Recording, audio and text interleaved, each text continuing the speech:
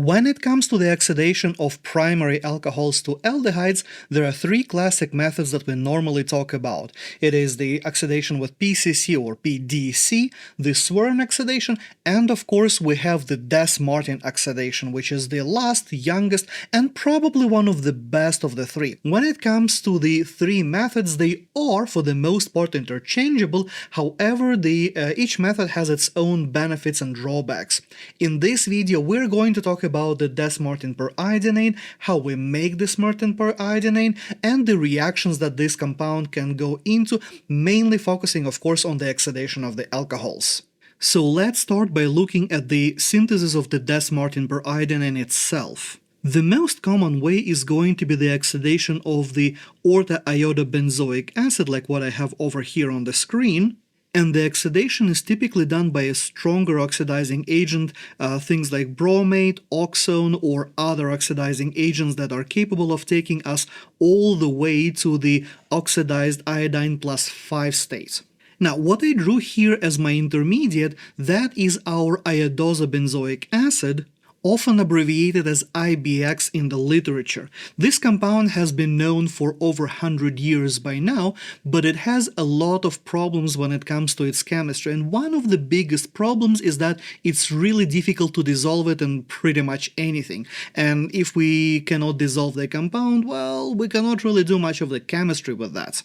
The way I drew my compound here shows this Zwitter ionic form with a negative charge on the oxygen and the positive charge on the iodine, which is one of the two common forms how you can see this compound written. Another one is going to have a double bond between the oxygen and iodine over here, so you could very well see IBX written something like that. And technically you could even consider that maybe as a resonance structure if you like. For the purposes of this video, however, whenever I come across a compound like that, I will draw this form with a minus on the oxygen and plus on the iodine, because that seems to be a little bit closer to what reality actually offers us.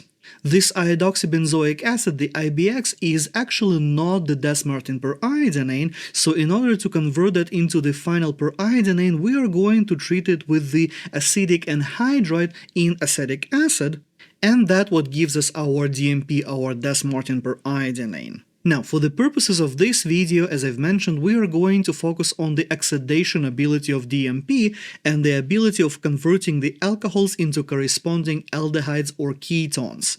If we are working with a primary alcohol, so one of those R groups is going to be just a hydrogen, we are going to end up with an aldehyde final product.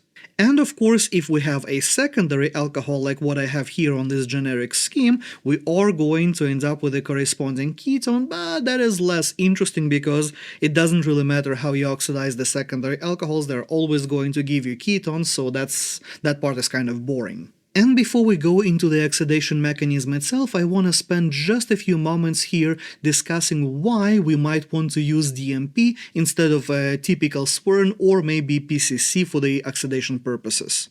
Well, first of all, the reaction is typically quite quick. We're talking about 30 minutes to 2 hours, while the reactions with, let's say, PCC commonly take easily 12 hours or even more. Second, the reaction doesn't really need excess of the oxidizing agent, unlike, let's say, PCC, where that excess can be easily 10 times X. And lastly, unlike Swern or especially PCC, the reaction gives you a very clean workup and typically works in very neutral conditions, so if you have a sensitive compound, this compound is more likely to survive the process.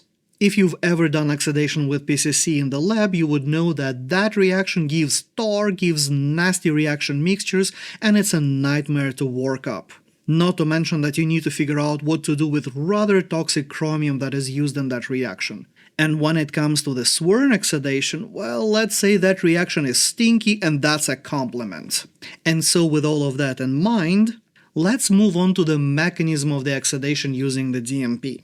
So the very first step that we are going to see, we're going to take our primary alcohol. For the simplicity's sake, I am using the 1-butanol here, and we are going to treat it with our Dess-Martin Periodinane. Since acetate groups on our iodine can more or less freely dissociate, we are going to replace one of those with our alkoxide, so now we are only going to have one two acetates sitting on the iodine, and one of those acetates is replaced with the iodine-oxygen bond connected to the rest of our alkyl group, the butyl chain in this particular case. The experimental evidence suggests that this intermediate, this molecule with the alkyl chain, exists as a quick equilibrium where one of the acetates can easily dissociate and float around. And from here, there are a couple of different mechanisms that we can have. Well, maybe not that different, they're actually quite similar, but in any case. In the first version, we are going to pull one of these hydrogens with the acetate floating around, or essentially any other conjugate base that we might have. So acetate pulls that off, electrons go onto the oxygen, from oxygen electrons go onto the iodine, and we have one of our acetates leaving the iodine. That will free our aldehyde final product, and of course it's going to give us the iodine-containing compound with the iodine at the oxidation state of 3. The other version is with the molecule on the right, where I have the extra acetate floating around. So it's going to be the same thing where acetate comes in, pulls the proton off like so, the electrons go to iodine, but in this case there is nothing to kick out of our iodine, because the acetate has already dissociated before that, so there is one arrow less essentially.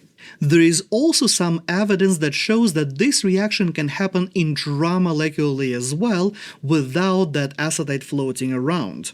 We're still going to target the same hydrogens, and option number 1, I'm going to show it with green arrows, where the oxygen is going to grab this proton, we are going to have a flow of electron density like so, giving us the same products of course. Or option number 2, which is also reported in the literature, is where these electrons come in and pull the proton off, and then from there we have the same type of a deal, acetate falls off, the aldehyde falls off, and we get our final products and the iodine in the oxidation state of 3. The typical textbook version of this mechanism is what I have over here, the very first mechanism that I have described. But I have seen the second version of the mechanism as well, and as I've mentioned, the literature does show the last version, the intramolecular version too. So which variation of the mechanism you want to go with? Well, that kind of depends on what you are doing in your class and what your instructor wants. Most likely you are going to go with the first version of this mechanism, if you even need the mechanism here to begin with. But it's also a good idea to know that the other variations do exist, and to the best of my knowledge, the literature doesn't give us the conclusive answer to which mechanism is the best. An interesting thing that we do know about this reaction, though, is that the addition of non-oxidizable alcohols like tert-butanol, or even water in some cases, does tend to significantly accelerate this reaction, because the alcohol can replace yet another acetate in our complex, thus increase the concentration of the acetate in the solution and literally speed up the reaction sometimes tenfold. Which is also pretty cool because neither swirl oxidation nor PCC can tolerate the aqueous conditions or other alcohols at all, which makes Dess-Martin Periodinane a very powerful oxidation technique that works in a lot of different conditions and can tolerate different functional groups. So from the purely synthetic standpoint, it is extremely versatile, not to mention that Dess-Martin Periodinane can be kept for a long time on a shelf, while neither swirl oxidation intermediates are storable, nor PCC by itself is not particularly well storable as well, since it's so hygroscopic it's going to pull up the moisture from thin air, and it's basically going to ruin the reagent. So in most cases, PCC and definitely the swirl oxidation intermediates, they always have to be made right before the reaction, which complicates things. But of course the Dess-Martin oxidation has its own problems as well. There are a couple of notable side reactions that I want to discuss that you have to be aware of. One is the reaction with vicinal diols. If we try to take a vicinal diol and react it with DMP, a significant intermediate there are going to be this cyclic version where both alkoxy groups are sitting on your iodine, making this cyclic intermediate. And from this point, similar to other hypervalent iodine compounds, we could have an oxidation where we're going to cleave a carbon-carbon single bond in between our oxygen-containing carbons, resulting in the formation of two carbonyls with a bond between them cleaved. Depending on the nature of your vicinal diol, or pinnacle if you want to call it this way, this reaction can be just a minor inconvenience, or it could be the major pathway for the reaction. So if you are proposing Dess-Martin oxidation of a vicinal diol, you definitely have to be aware of this possible complication that could, in theory, completely ruin your molecule. And another interesting side reaction that we see sometimes is when we have these beta-hydroxycarbonyls.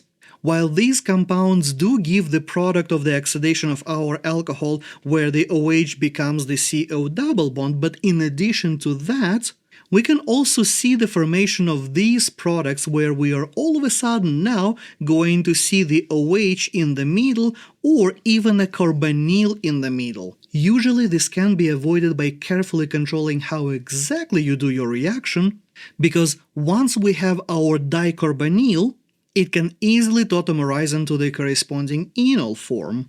And likewise, if we have aqueous conditions, the DMP can be hydrolyzed into IBX. And these two can interact with each other, making a molecule that I will very generically show like this. And now this, what we would call an activated enol, can interact with another equivalent of IBX, essentially doing the oxidation, but at the same time adding the oxygen to the middle carbon, to the alpha position. And then from there, depending on how the reaction proceeds, we can either get the OH or we could even get the carbonyl in the middle. As I've mentioned, those are just some unfortunate side products that do show up if you don't do your reaction carefully or if you optimize your reaction to do exactly that. Other than that, DMP is perhaps one of the best oxidation techniques that you can think of for the primary alcohols and for the secondary alcohols as well. So whenever you're putting together your scheme for the multi-step synthesis, I will encourage you to use DMP rather than PCC or Swern from this point on. And as always, thank you for watching. If you like this video and learned something new today, boop the like button, subscribe for more, and I will see you next time.